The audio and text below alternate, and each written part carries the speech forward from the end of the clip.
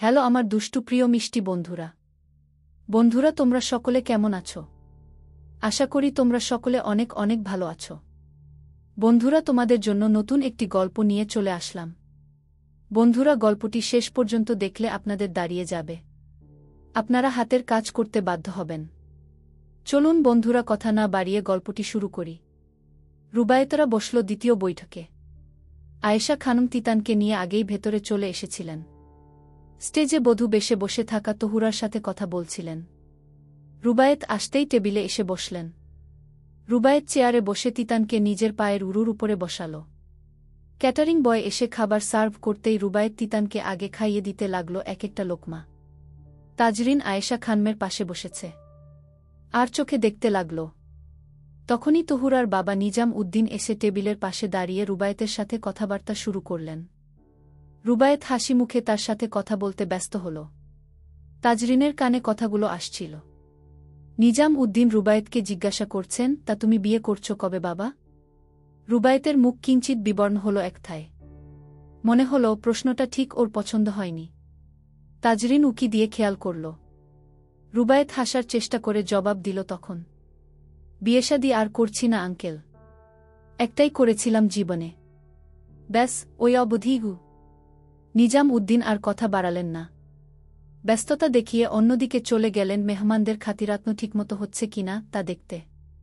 বাকিটা সময় রুবায়েত গম্ভীর মুখেই খাওয়া শেষ করে উঠল, একটা কথাও বলল না। আজ তাজরিন তিতানদের বাসায় এসেছে। মূলত আয়েশা খানমি আসতে বলেছেন। তাজরিন হোস্টেলে ফিরে যাবে সামনের সপ্তাহে।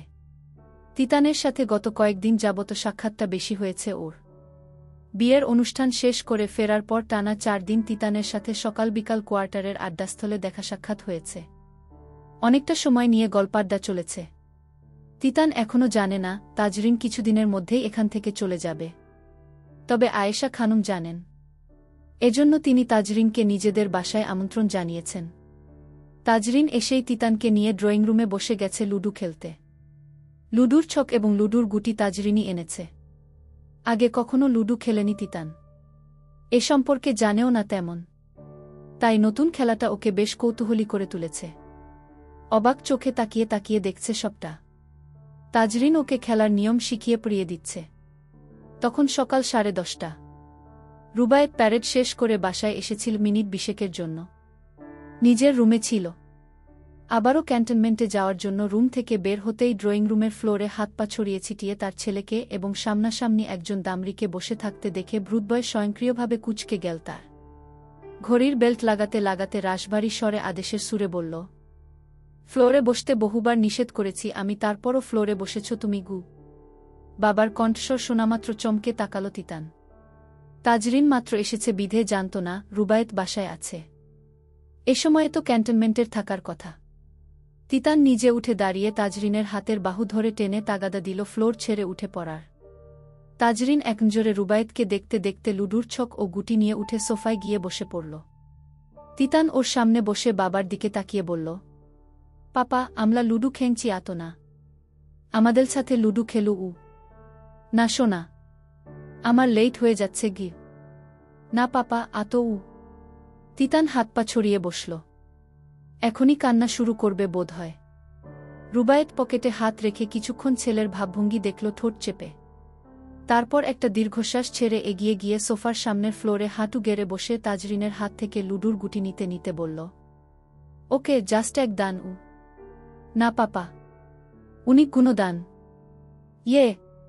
তিতান হাততালি দিতে লাগল। প্রথম চালটা রুবায়েত দেওয়ার পরে আনারি হাতে দ্বিতীয় চালটা তিতান দিল। তারপরের চালটা তাজরিন দিল। এ পর্যন্ত কারোই ছক্কা পড়েনি। পরবর্তী চালটা রুবায়েত দিতেই ছক্কা পড়ল ওর। তিতান খেলার মানে ভালোভাবে না বুঝলেও এটুকু জানে 6 পোকা পড়া মানেই বিশাল কিছু। তাই খুশিতে হাততালি দিয়ে উঠল ও। রুবায়েত ছেলের হাসি দেখে মুচকি হেসে গুটি কোর্টে বের করতে লাগল। তাজরিনের জাগতিক কোনো খেয়াল নেই। এক দৃষ্টিতে থতমায় হাতের উল্টোপিঠ মুঠো করে ঠেকিয়ে রেখে রুবায়েতকে পলকহীন দেখছে ও। লোকটাকে হাসলে বেশ সুন্দর লাগে, তবে এই হাসি দেখার সৌভাগ্য হয় খুব কম। তাজরিনের ধ্যান ভাঙল তিতানের খিলখিল হাসিতে। ওরও ছক্কা পড়েছে। তা দেখে তাজরিনও আনন্দে হাসল। রুবায়েত উঠতে যাবে তখনই তাজরিন ওর দিকে মুখ ঘুরিয়ে চোখে চোখ রেখে বলল, আপনি এখন ক্যান্টনমেন্টে যাচ্ছেন? রুবায়েত উঠতে যেও উঠল না। তাজরিন যেখানে বসেছে সেখানে সোফার সামনের অংশে হাত ঠেকিয়ে জবাব দিল, হ্যাঁ গু। দুপুরে আসবেন না? না। কেন? আপনার আম্মা তো আজ অনেক কিছু রান্না করছেন গু। আমি সন্ধ্যায় ফিরে খাবো গু। না মানে আমি তো এসেছি। জি তুমি এসেছ, তারপর? মানে আপনি থাকলে ভালো হতো। তিতানো খুশি হতো। তাজরিন ঝটপট জবাব দিয়ে মুখ ঘুরিয়ে নিল উল্টো দিকে। অস্বস্তি কাটিয়ে যে কথাটা বলে ফেলেছে অনুধাবন করতেই পিটপিট করতে থাকা চোখের পাতা বন্ধ করে শক্ত হয়ে বসে রইল। রুবায়েত কিছুক্ষণ ভ্রু কুঁচকে ওর দিকে তাকিয়ে থেকে প্রশ্ন করল, তিতান কেন খুশি হবে? জানি না। অন্যদিকে মুখ করে রেখেই জবাব দিল তাজরিন। রুবায়েত উঠে দরজার বাইরের দিকে পা বাড়াতে বাড়াতে বলে গেল, সম্ভব হলে আসব উ। ওর যাওয়ার পানে তাকিয়েই তাজরিন মুচকি হাসল।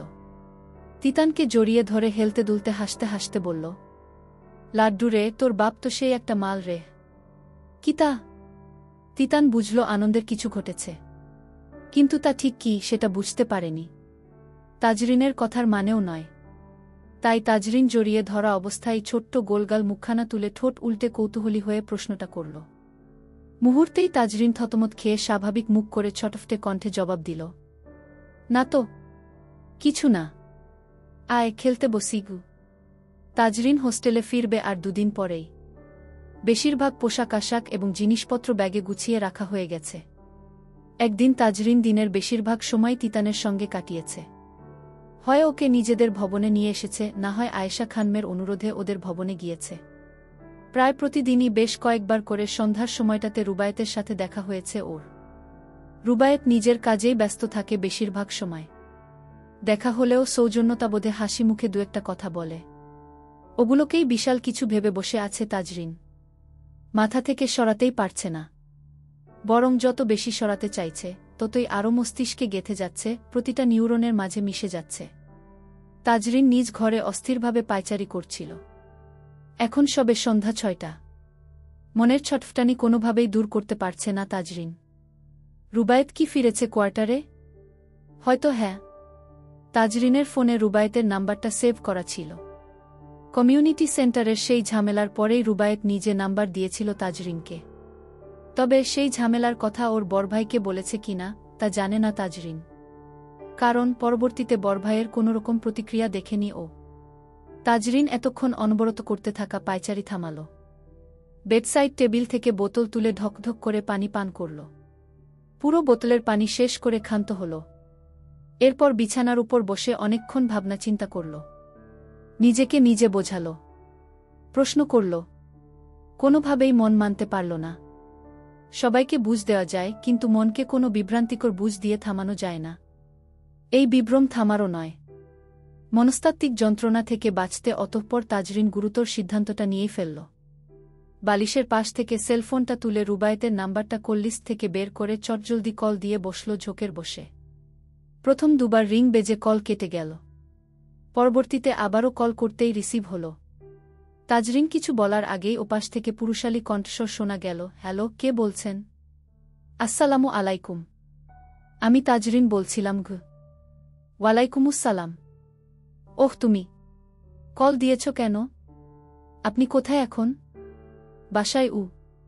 দেখা করবেন একটু? কেন? রুবায়েত আশ্চর্য হয়ে জিজ্ঞাসা করে। তাজরিন লম্বা শ্বাস টেনে জবাব দেয়, খুব দরকার। একটিবার দেখা করুন গো। কিসের দরকার? গুরুতর সমস্যা। এই মুহূর্তে আপনার সাথে কথা বলা প্রয়োজন। কোয়ার্টারের লেকপারে আসুন গো। রুবায়েত ভাবল হয়তো এশরাককে নিয়ে আবার কোনো ঝামেলা হয়েছে বা অন্য কোনো দুর্ঘটনাও ঘটতে পারে। সম্ভবত বড়ভাইকে বা বাসার মানুষদের বলতে পারছে না বিধে ওর সাথে দেখা করে বলতে চাইছে। আজ এর একটা বিহিত করেই ছাড়বে রুবায়েত। এশরাক ঘটিত কোনো ঘটনা হলে সরাসরি গিয়ে রুস্তমকে বলবে গতদিন তাজরিনের অনুরোধে কিছু বলেনি, আজ সিদ্ধান্ত পরিবর্তন হবে না। রুবায়েত শার্টের বোতাম খুলতে খুলতে জবাব দিল, আমি মাত্র এসেছে ক্যান্টনমেন্ট থেকে। ফ্রেশ হয়ে 15 মিনিটে আসছি। ওকে ওকে। তাজরিন কল কেটে দিয়ে ড্রেসিং টেবিলের আয়নার সামনে গিয়ে দাঁড়াল। পরনে একটা কালো সালোয়ার কামিজ। ওয়াশরুমে গিয়ে পরনের পোশাক চেঞ্জ করে একটা গোলাপি ফ্রক পরিধান করে আসলো তাজরিন। কাজল ছিল ড্রয়ারে। বের করে এমনভাবে চোখে টেনে দিল যাতে চোখ দুটো আরও গভীর বোঝাবে, কিন্তু কাজলরেখা নিখুঁতভাবে খেয়াল না করলে বোঝা যাবে না। নীল রঙের দোপাট্টা মাথায় পেঁচিয়ে ফোনটা হাতে নিয়ে বেরিয়ে গেল। কাউকে কিছু বলেও গেল না, এমনকি ওকে কেউ দেখেওনি। সিঁড়ি দিয়ে নামতে নামতে তাজরিন এক মুহূর্তের জন্য দাঁড়িয়ে পড়ল কিছু একটা ভেবে। তারপর যা হবে দেখা যাবে এই কথায় মনকে বুঝ দিয়ে আবারও লেকপারের উদ্দেশ্যে পা বাড়াল।